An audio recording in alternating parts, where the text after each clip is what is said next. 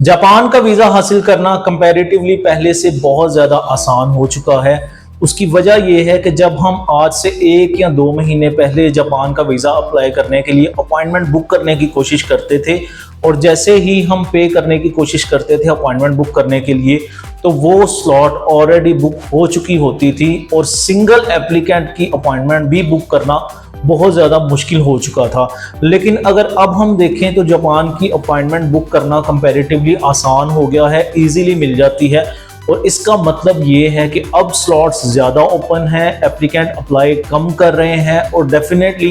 Embassy में चूंकि applicant की तादाद कम है, सो कंपटीशन कम होने की वजह से वीज़ा रेशो बढ़ चुकी है।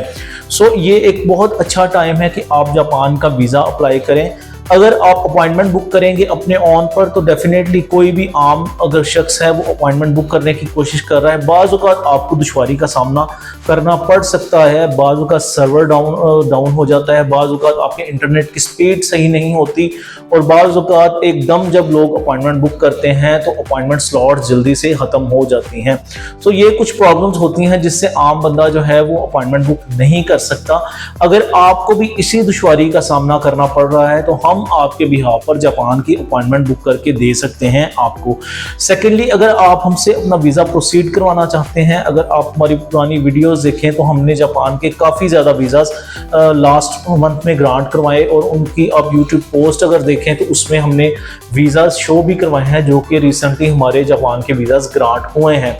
अगर आपकी 1 या 2 कंट्रीज़ की ट्रैवल हिस्ट्री है, फैमिली टाइज स्ट्रॉन्ग है, बिजनेस टाइज स्ट्रॉन्ग है, बैंक बैलेंस अच्छा है, ट्रांजैक्शन भी है, साथ में आपने करंट बैलेंस मेंटेन किया हुआ है, तो आप डेफिनेटली अगर जापान का वीज़ा अप्लाई करते हैं तो वीज़ा लगने के काफ़ी ज़्यादा चांसेस होते हैं। सेकेंडली, जब आप जापान का वीज़ा अप्लाई करने के लिए जाते हैं तो आपको एम्बेसी में अब जाने की ज़रूरत नहीं, बल्कि आपका case Jerry's visa drop box में जमा होता है और जब आप अपना केस सबमिट करवाते हैं तो आपसे किसी किस्म का भी इंटरव्यू नहीं लिया जाता। खाली आपके डॉक्यूमेंट सबमिट किए जाते हैं और फिर आपको अपने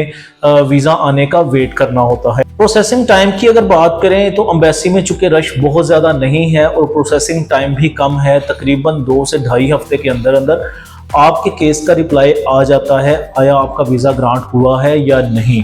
बाज़ औक़ात लोग हमसे क्वेश्चन पूछते हैं कि जापान का जब रिफ्यूज़ हो जाता है तो क्या ये लोग पासपोर्ट पर स्टैंप लगाते हैं या नहीं। सो इसका जवाब है हाँ, वो स्टैंप लगाते हैं, आपके पासपोर्ट पर एक स्टैंप लगाई जाती है और अगर आप सी कैटेगरी का वीज़ा अप्लाई कर रहे हैं तो जो स्टैंप लगती है उसमें सी कैटेगरी का जो वीज़ा कैटेगरी है उस पर मार्क कर दिया जाता है, यानी कि आप टूरिस्ट वीज़ा अप्लाई कर रहे हैं। इसी तरह अगर आपने डी कैटेगरी का वीज़ा अप्लाई किया है तो डी कैटेगरी पे मार्क कर दिया जाएगा कि आपका लास्ट टाइम जो रिफ्यूज़ल हुआ है तो वो फलां वीज़ा कैटेगरी का हुआ है। तो डेफिनेटली जापान एम्बेसी आपके पासपोर्ट पर स्टैंप ज़रूर लगाते हैं, लेकिन इसका मतलब ये हरगिज़ नहीं कि आपका अगर जापान का वीज़ा रिफ्यूज़ होगा तो आपको किसी भी दूसरी कंट्री का वीज़ा मिलना मुश्किल है, ऐसा कुछ भी नहीं होता। अगर वो स्टैंप लगा रहे हैं, जिस तरह तुर्की का वीज़ा रिफ्यूज़ हो जाता है तो वो भी आपके पासपोर्ट पर स्टैंप लगाते हैं। सो इससे ना तो आपके पासपोर्ट की वर्थ पर कोई असर पड़ता है, ना ही दूसरी एम्बेसीज पे इसका नेगेटिव इम्पैक्ट पड़ता है। वो जस्ट इनका एक रिकॉर्ड होता है जिससे मालूम किया जा सकता है कि आपने इस कंट्री का वीज़ा अप्लाई किया है। सो अगर आप जापान की अपॉइंटमेंट हमसे बुक करवाना चाहते हैं या अपना केस प्रोसीड करवाना चाहते हैं या जापान वीज़ा से रेलिवेंट किसी भी किस्म की इंफॉर्मेशन लेना चाहते हैं तो आप हमसे इन दिए गए नंबर्स पर सुबह 9 से लेके